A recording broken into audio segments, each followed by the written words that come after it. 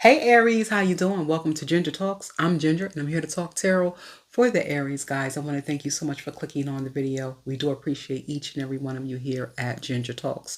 So, welcome. Listen, if this is your first time here, welcome, welcome, welcome. If you are a Ginger Snap, thank you so much for subscribing and thank you so much for viewing. I appreciate every view. Trust me.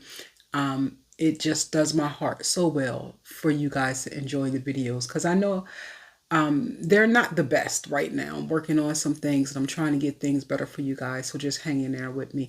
I try to concentrate on the cards, but I like talking to you guys as well. So even when you interact, that's great. So remember to thumbs up the video, share the video, comment on the video, tell me what's going on.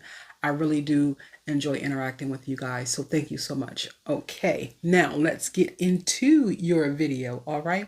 So I want to remind you that this is a general message. It's not a full message or a personal message. It's not going to resonate with every Aries out there. So take the parts that do if they do and leave the rest on the cutting room floor. I will not mind, my loves. Okay.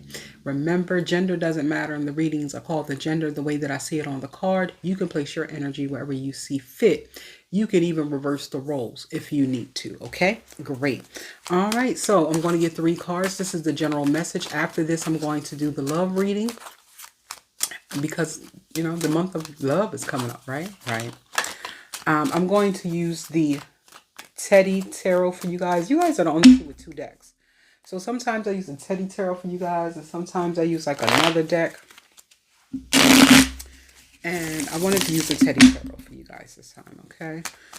All right, so I try to shuffle on camera as much as I can, but sometimes I don't. It used to shake because I had like a funny stand. It doesn't shake as much now, but it still shakes. So 3 cards, 3 cards, 3 cards. How you guys doing? How you been? How was your January? I hope it was great. All right, so I'm going to bridge it one more time. And then we're going to jump right in. So 3 cards, 1 for the current energy, 1 for the past energy, and 1 for the future energy. And we'll get advice from the bottom of the deck. All right. Hangman for the current energy. Wow. The Devil for the past. Knight of Wands for the future. Ooh, that's kind of like your energy there. And then from the bottom of the deck, we have the 2 of Swords. So your advice is kind of I would say in this particular instance with the surrounding cards, I think your advice is to chill. You know, because the 2 of Swords kind of talks about being confused. It kind of talks about not knowing which way to go, whether to go left or whether to go right. But it really doesn't matter which way you choose. Either way could benefit you, right? It could either way could result in the same outcome. So it's like being it's like a stalemate. I wouldn't say being stuck between a rock and a hard place, but kind of, but it's like being a stalemate. So sometimes when we're in our situations, the best decision to make is to not make a decision. That's what the 2 of Swords is about. So I think, you know, your advice is to chill right now on something. Maybe there's something that's bothering you mentally because Swords does talk about mental things. Or maybe you had a conversation with somebody and you don't know kind of which way to take it. It wasn't really a bad thing, but you kind of confused on how you really should take it. Just chill. Just chill for now. Don't really do anything. Just kind of chill. It might just work itself out, right? So in the current energy, we have the Hang Teddy or the Hang Teddy or the Hanged Man, right? So in your current situation, again, you may feel stuck. There may be some stagnation going on there or some heavy contemplation, you know. I won't say you're not moving. I look at it as moving really slow, like having a hard time getting from point A to point B, right? And then also having some type of, you know, clarification moment as well with the hangman. Because, you know, when you're hanging upside down, the blood is rushing to your head. You're probably thinking about a lot of things, you know? So I think there could be some things where you might feel enlightened as well. We'll take a look at it and see which way it swings, right? But in the past, we see the devil here. So I say, Aries, there was probably some toxic behavior in your past, maybe a toxic relationship, an addiction, having a little too much fun, that type of thing. The devil can also kind of talk about it's Capricorn energy, and it can talk about kind of like a weird determination. It's not the same determination that the wands carry. This is a focus, a very focused, obsessive determination, right? So there could be that energy there too, right? So obsessive energy, you know, toxic energy, unfortunately. It could be anything. It could be drinking, drugs, stalking, any of those type of things, right? And it could be just having a little too much fun. And you might not even see the fun as bad. It's bad to other people the way they see it, but to you, it's all right, right? So, and we have in the future the Knight of Wands, and the Knight of Wands tells me that there's some inconsistent energy going on there. The Knight of Wands is very determined still, but the Knight of Wands is here for a good time and not a long time. That's just what it is. And they'll come back for more good times. So if it's like a relationship thing, it could be a relationship that's constantly starting and stopping, off and on. This person comes around when they think about you, or you could be this person. But this is definitely a court card. Court cards talk about people, personality. So this could be someone in your life who is a hot mess in a sense. A playboy, a playgirl, they come in when they want to come in, they leave when they want to leave, that type of thing. It's consistently inconsistent, okay, is what I like to refer to that guy as. So that's your future energy. So this could be some energy that you're going to be putting out in the near future. In Aries, Aries already has this thing about them with the consistencies, right? Aries is my favorite fire sign. I love Sagittarius, I love Leo, but Aries is because I'm a Gemini. And Aries is like the baby, and I'm like almost a teenager, and we just kind of, it's we can have those crazy talks and play those practical jokes and giggle and laugh. And Aries is with the shits and Gemini is kind of with the shit. So it's like Aries really is my favorite fire sign. But all the Aries people that I know in my life, they are very inconsistent. They're fly by night, but they with the shits. If I call them and tell them I need something, they gonna show up. They're gonna be like, oh, what's going on? What's happening? And then when they find out I'm good, or if the situation is taken care of, they gone again. They like, all right, I'll holler at you. That's what it is. Call me when you have a party. Call me when you got a drink. Call me when, they that type. So I don't know. But let's see what's going on. Let's take a look at the Hangman to see what's going on here. Tell me more about this Hangman. Eight of Swords. Yeah, you're definitely stuck. And you're stuck because of the unknown. Fear. So here's the thing. Haven't pulled the Eight of Swords in a long time. You're the first sign who has pulled the Eight of Swords. Here's the thing. I really do think you're stuck. I think it's fear. I think you're contemplating what's going on, what's happening around you. You might not want to tell people that it's fear is the thing. And then you don't really have anything to be afraid of.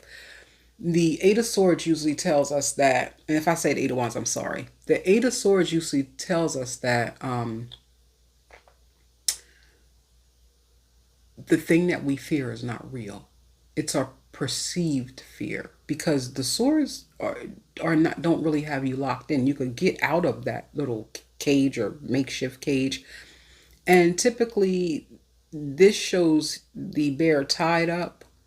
Usually the hands are free, or just the hands are tied, or they're loose enough for the person to get out, that type of thing. Like, it's a perception of fear. It's not really, you're not really trapped. So I think enlightenment is going to come with this, with the Pisces card there, the Hangman, I'm sorry. So Aries, I feel like you're a little stuck. I feel like there's a little bit of fear somewhere, which is not an Aries thing. Aries is not scared of anything. So for you to have that perception of something not being right or being uneasy about something, I think it's more of a, I don't think it's an intuition. I think it is because of a past trauma, especially with the devil in the past. So, like, our limbic brains remember patterns. Our brains remember a lot of data, but it's impossible for it to remember every little detail of our lives, right? So, the way it stores memory is really brilliant because the limbic brain, or your smaller brain, believe it, there's like two brains, right? It remembers patterns. So it might remember a feeling or something. There might be indicators, right? We call them triggers. There might be something going on with you right now that's triggering you and it's pushing you into a place to seek a little bit of a higher power, or to kind of look outside of yourself, but it's causing you a little bit of stagnation. And you're stagnant because you think you can't move or you think you're stuck in this place, but you're really not. I feel like the moment you tell yourself that the past is the past and you can't be hurt by that anymore and your brain doesn't need to prepare you for that thing anymore, you'll be able to move on. I think in the future, the problem is going to be you're going to keep finding yourself reverting back to that feeling, and that's normal. It's always going to come, you're always going to have those waves of uncertainty or those waves until it really works itself all the way out of your subconscious or your limbic brain. That takes a lot of training because it took your whole life to kind of get it to that point. And I'm not a doctor, I'm not a psychologist. These are just things that I've gone through myself. So I'm just kind of applying what I know about from going through it myself to the cards, okay? Let's take a look at this Knight of Wands. So oh gosh, yeah. So we have the Three of Swords, which talks about being disappointed. You know, here's the thing about the Three of Swords. It can talk about heartbreak, but it really talks about being highly disappointed. Typically by someone's words. Someone says something really mean to you. I see you returning back to a place of being disappointed by someone's words. It could be an infidelity. You could be returning back to someone who, every time you start to heal, this person works themselves back into your life. So this Knight of Wands could definitely be another person who works themselves back into your life some kind of way. And it doesn't have to be romantic. It could be a parent. It could be a sibling.